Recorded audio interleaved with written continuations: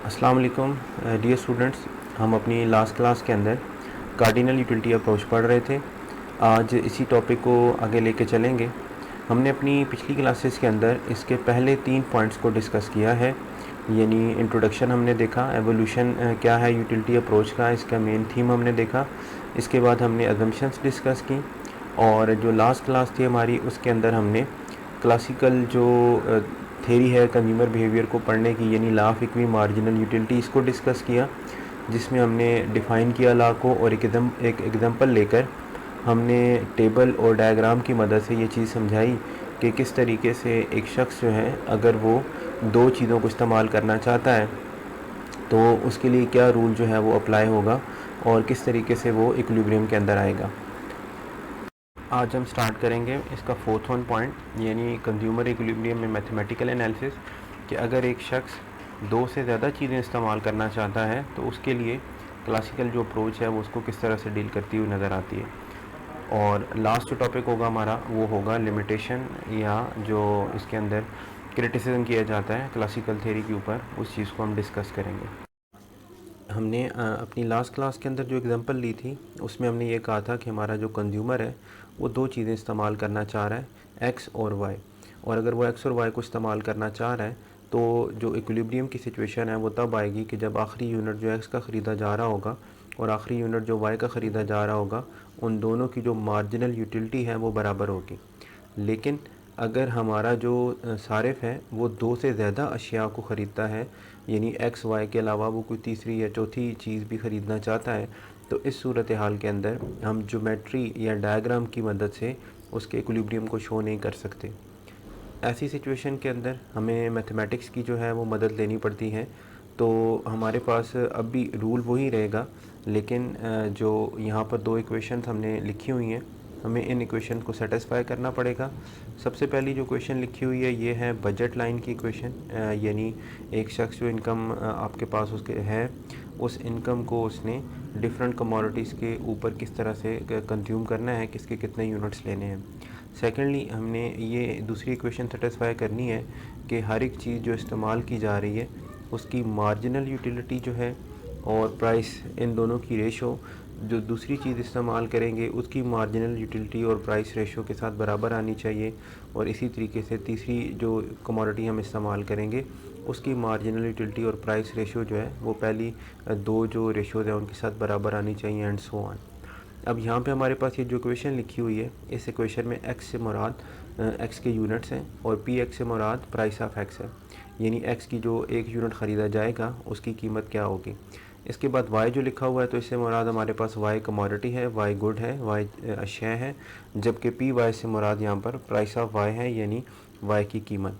इसके बाद जेड से मुराद जेड कमोडिटी है और पी जेड से मुराद आपके पास जो जेड कमोडिटी की प्राइस है। सेकेंड इक्वेशन के अंदर आपके पास मार्जिनल यूटिलिटी ऑफ एक्स यानी एम यू एक्स लिखी हुई है और उसको हमने डिवाइड किया हुआ है रिस्पेक्टिव कमोडिटी की प्राइस से, यानी पी एक्स से। और इसी तरह से आपके पास मार्जिनल यूटिलिटी ऑफ वाई लिखा हुआ है, ठीक है, और उसको उसकी रिस्पेक्टिव जो प्राइस है कमोडिटी की पी वाई उससे डिवाइड हमने किया हुआ है। और इसी तरह से नेक्स्ट लिखा हुआ है मार्जिनल यूटिलिटी ऑफ जेड, और इसको हमने प्राइस ऑफ जेड यानी रिस्पेक्टिव कमोडिटी जो है उसकी प्राइस से हमने डिवाइड किया हुआ है। फर्स्ट इक्वेशन के अंदर आपके पास ये जो राइट साइड पे 1 लिखा हुआ नज़र आ रहा है, शायद बाकी किताबों में ये ठीक हो, लेकिन ये बेसिकली इनकम है, यानी इसको आई होना चाहिए, ठीक है, इसको मैं हाईलाइट कर रहा हूँ। यानी फर्स्ट इक्वेशन के अंदर राइट साइड पे ये जो 1 है इसे आप आई कर दें, यानी ये इनकम लेवल है। इन इक्वेशन को किस तरह से सेटिस्फाई किया जाएगा, इसके लिए हम एक मिसाल की मदद लेते हैं। और इसके लिए हमें सपोज़ करना पड़ेगा कि आपके पास जो सारिफ़ है उसकी इनकम है 8 रुपये, और प्राइस ऑफ एक्स जो है वो 2 रुपये पर यूनिट है, और प्राइस ऑफ वाई जो है वो 1 रुपये पर यूनिट है। नेक्स्ट चीज़ हमारे पास एक टेबल बना हुआ है। इस टेबल के अंदर हमने फर्स्ट कॉलम के अंदर एक्स रखा है, और यहाँ पे एक्स के नीचे जो है इसके यूनिट्स हैं, पहला दूसरा तीसरा यूनिट। नेक्स्ट कॉलम के अंदर जो है वो मार्जिनल यूटिलिटी ऑफ एक्स है, और जिसमें हमें नज़र आ रहा है कि यूटिलिटी जो है हर अगले यूनिट के साथ वो कम होती चली जा रही है। इसके बाद नेक्स्ट कॉलम में हमने वाई रखा है, और वाई के साथ नेक्स्ट कॉलम में उसकी मार्जिनल यूटिलिटी दी गई है। और वहाँ पर भी हम देख रहे हैं कि जैसे जैसे एक शख्स जो है वो वाई को इस्तेमाल करता चला जाएगा उसकी जो मार्जिनल यूटिलिटी है हर अगले यूनिट की वो कम होती चली जाएगी। अब हम इसी टेबल की मदद से अपनी जो दी गई इनकम है और प्राइसेस हैं उनको इस्तेमाल करते हुए एक सारिफ को जो है वो मैक्सिमम सेटिस्फेक्शन देने की कोशिश करेंगे और हम ऊपर जो दो इक्वेशन हैं उन्हें भी साथ साथ सेटिस्फाई करेंगे। ऊपर दिए गए टेबल के हिसाब से अगर हमारा जो सारिफ है वो एक्स शय के 2 यूनिट ख़रीदता है और वाई शय के सपोज़ करें 4 यूनिट ख़रीदता है, तो इस सिचुएशन के अंदर उसकी इनकम किस तरह से सेटिस्फाई होगी और क्या हमारी जो सेकंड इक्वेशन है जिसमें हमने मार्जिनल यूटिलिटी को प्राइस के साथ डिवाइड करके तीनों कमोडिटीज़ की रेशो को बराबर करना है, क्या वो सेटिस्फाई होगी या नहीं, इस चीज़ को चेक करते हैं। तो सबसे पहले हमने इनकम इक्वेशन में ये इन्फॉर्मेशन रखी और यहाँ पर हमने एक्स के 2 यूनिट रखे और ब्रैकेट के अंदर उसकी प्राइस आ रही है और प्लस के बाद यहाँ पे हमारे पास 4 यूनिट जो हैं वो वाई के हैं और ब्रैकेट में उसकी 1 रुपये प्राइस है। तो जब हम इसको कैलकुलेट करते हैं तो हमारे पास जो इनकम है वो आ रही है 8, यानी दोनों जो साइडें हैं 4 + 4 8 ये दोनों बराबर आ रही हैं। तो फर्स्ट इक्वेशन तो सेटिस्फाई हो रही है, लेकिन अब हमें सेकंड इक्वेशन सेटिस्फाई करनी है। तो सेकंड इक्वेशन हमने यहाँ पे लिखी है कि marginal utility of X over price of X is equal to marginal utility of Y over price of Y. अब हमने मार्जिनल यूटिलिटी देखनी है आखिरी यूनिट की कि जो कि हमने एक्स का परचेज़ किया है। तो हमारे पास एक्स का जो आखिरी यूनिट परचेज़ किया गया वो दूसरा है। तो सेकंड यूनिट की देखें यहाँ पे मार्जिनल यूटिलिटी जो है वो 16 यूनिट आ रही है। अब 16 यूनिट जो है यूटिल्स यूनिट कह रहा हूँ 16 यूटिल्स जो हैं ये हम लिखेंगे यहाँ पर और इसको डिवाइड करेंगे प्राइस ऑफ एक्स से, तो ये 2 रुपये हमारे पास प्राइस है। इसके बाद हमने 4 यूनिट वाई के ख़रीदे हैं, तो जो फोर्थ 1 यूनिट है वाई का उसकी मार्जिनल यूटिलिटी देखी जाएगी। ये फोर्थ 1 यूनिट की जो मार्जिनल यूटिलिटी है वो 4 यूटिल्स आ रही है। अब हम इस 4 को प्राइस ऑफ वाई यानी 1 से डिवाइड कर देंगे, तो ये हमारे पास यहाँ पे डिवाइड हो गया। अगर हम इसके आंसर को कंपेयर करें तो हमारे पास 8 जो है वो 4 के इक्वल नहीं आ रहा। इसका मतलब है हमारी जो सेकंड इक्वेशन है वो सेटिस्फाई नहीं हो रही। तो इस सूरत हाल के अंदर हम एक नया कम्बिनेशन बनाएंगे। इस कम्बिनेशन के अंदर हम ये कहते हैं कि हमारा जो कंज्यूमर है उसने जो एक्स की जो यूनिट ख़रीदे हैं वो 3 हैं और जबकि वाई के जो वो यूनिट ख़रीद रहा है वो 2 यूनिट ख़रीद रहा है। अब हम ये इन्फॉर्मेशन अपनी फ़र्स्ट इक्वेशन के अंदर जो इनकम इक्वेशन है वहाँ पे डालते हैं। तो वाई की जगह हमने यहाँ पर रखने हैं एक्स होना चाहिए। बेसिकली यहाँ पे एक्स की जगह हमने 3 यूनिट रखे और ब्रैकेट के अंदर उसकी प्राइस है तो हमने 2 रुपये यहाँ पे पुट कर दिया और फिर उसके बाद वाई के हमने 2 यूनिट ख़रीदे हैं और प्राइस ऑफ वाई 1 है, तो यहाँ पे उसकी वैल्यू यहाँ पे डाल दी प्राइस ऑफ वाई की। और जब हम इसको कैलकुलेट करते हैं तो हमारे पास लेफ़्ट और राइट दोनों साइडें जो हैं वो 8 इज़ इक्वल टू 8 आ रहा है। इसका मतलब है हमारी जो इनकम इक्वेशन है बजट इक्वेशन है वो सेटिस्फाई हो चुकी है। अब हम उसके बाद जो है ना वो देखेंगे कि आपके पास जो मार्जिनल यूटिलिटी है उसको प्राइस से डिवाइड करते हैं एक्स और वाई की, तो क्या इनकी रेशो बराबर आती है कि नहीं। तो हमने आखिरी यूनिट जो एक्स का इस्तेमाल किया है वो थर्ड है, तो अब हम थर्ड की जाके मार्जिनल यूटिलिटी देखेंगे तो आपके पास ये 12 आ रही है। ठीक है, अब ये जो 12 आपके पास है इसको आपने डिवाइड करना है उसकी प्राइस से, तो ये हमने यहाँ पे इसकी प्राइस से डिवाइड कर दिया। नेक्स्ट हमने देखना है कि वाई का आखिरी यूनिट कौन सा था, तो वाई के हमने 2 यूनिट ख़रीदे हैं, तो वाई की जो सेकंड यूनिट है उसकी यूटिलिटी आ रही है 6। अब 6 को प्राइस ऑफ वाई यानी 1 से डिवाइड करेंगे, तो अब हम इन दोनों साइडों को अगर देखें तो ये 6 इज़ इक्वल टू 6 जो है वो बराबर आ रही हैं। इसका मतलब है हमारी जो फर्स्ट इक्वेशन है वो भी सेटिस्फाई हो गई और हमारी सेकंड इक्वेशन जो है वो भी सेटिस्फाई हो गई। तो इस सिचुएशन के अंदर हमने ये देखा कि हमारा जो सारिफ है अगर वो 3 यूनिट एक्स के ख़रीदता है और 2 यूनिट एक्स के ख़रीदता है, तो हर आखिरी यूनिट जो वो परचेज़ कर रहा है उनकी मार्जिनल यूटिलिटी और प्राइस की जो रेशो है वो आपस में बराबर आ रही हैं। तो मैथमेटिकल एनालिसिस के अंदर हमें इन दो इक्वेशंस को जो है वो सेटिस्फाई करना पड़ेगा। लास्ट चीज़ जो है जी हमारे पास वो है कानून जो हमने पढ़ा मसावी अफ़ादा मुख्ततम या law of equi marginal utility. इसकी हमने लिमिटेशन या हदूद पे बात करनी है। तो सबसे पहला जो इस पे एतराज़ किया जाता है वो ये कि यूटिलिटी इज़ नॉट मेजरेबल।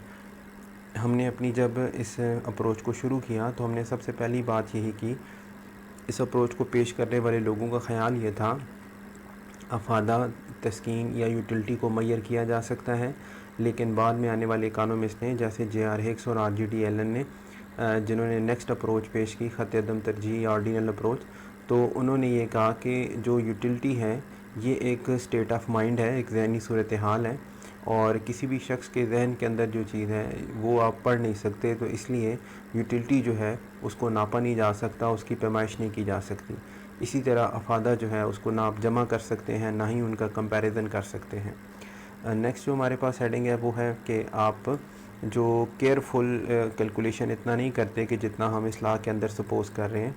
यानी जो आपके लोग रियल लाइफ के अंदर परचेजिंग करते हैं वो नॉर्मली जाकर बाज़ार में चीज़ें वगैरह ख़रीद लेते हैं और कोई भी बैठ के इस तरह से नहीं चेक कर रहा होता कि ये मैंने पहला यूनिट जो है वो इसका ख़रीदा है तो यहाँ से कितनी यूटिलिटी आ रही है, तो दूसरा यूनिट मुझे फ़लाँ चीज़ का ख़रीदना चाहिए तो वहाँ से मुझे इतनी यूटिलिटी मिलेगी।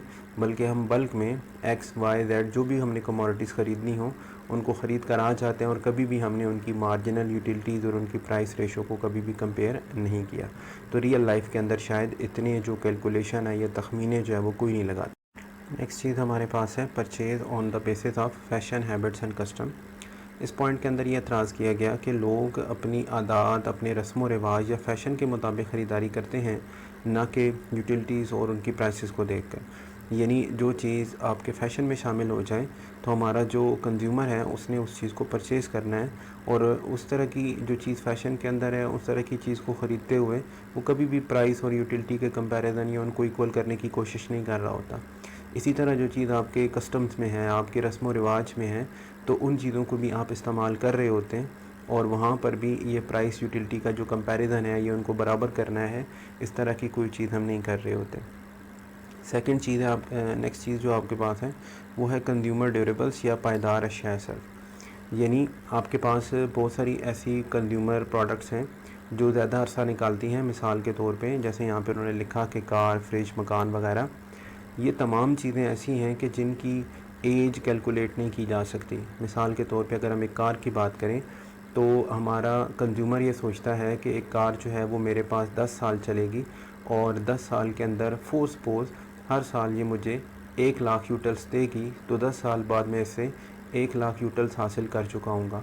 अब वो सपोज़ करते हैं कि अपने इन 10 लाख यूटल्स के हिसाब से अपनी जो है वो इक्वेशंस को फॉर सपोज़ सेटिस्फाई कर भी लेता है और होता यह है कि 5 या 6 साल गुजरने के बाद उसकी कार ख़राब हो जाती है, उसको बेचनी पड़ जाती है, उसके काम की नहीं रहती।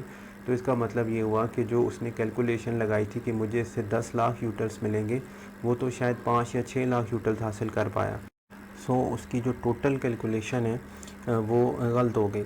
इसी तरह से अगर उसने सपोज़ किया था कि ये 10 साल चलेगी और वो कार जो है वो 11, 12 या 15 साल चल जाती है, तो इस तरह भी जो यूटिलिटीज़ उसने सोचे हुए थे कि मैं उससे हासिल करूँगा कार से, उससे ज़्यादा यूटिलिटी उसको मिल रही है। तो जो हमारी ये कैलकुलेशन है वो उस वक्त बिल्कुल कामयाब नहीं हो पाती कि जब हम पायदार अशिया इस्तेमाल कर रहे होते हैं। तो ये इसके ऊपर एक उन्होंने एतराज़ किया कि जो कंज्यूमर ड्यूरेबल्स हैं वहाँ पे क्योंकि हम उनकी एज का अंदाज़ा नहीं लगा सकते अशिया की, तो इसीलिए उनसे हासिल होने वाली यूटिलिटी को भी हम नहीं जो है वो किसी तरह से चेक कर सकते कि वो कम होगी या ज़्यादा होगी।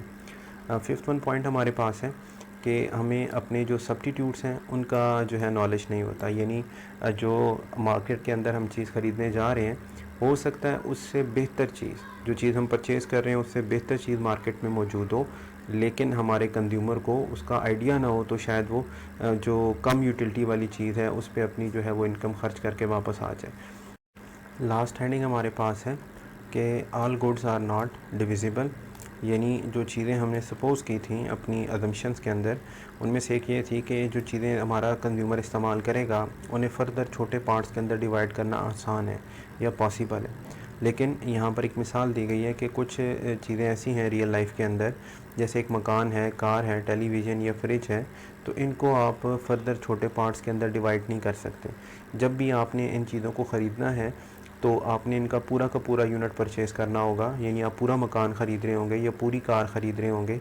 ऐसा नहीं हो सकता कि आप मकान जो है उसके पार्ट्स करके ख़रीदना शुरू कर दें या कार को पार्ट्स के अंदर ख़रीदना शुरू कर दें। तो अगर हमने एक मकान, कार या टेलीविज़न या फ्रिज पूरी ख़रीदनी है तो वहाँ पर ये प्राइस और उसका एक यूनिट और उनके जो कंपैरिजन है मार्जिनल यूटिलिटी के साथ, वो चीज़ वहाँ पर भी पॉसिबल नहीं है।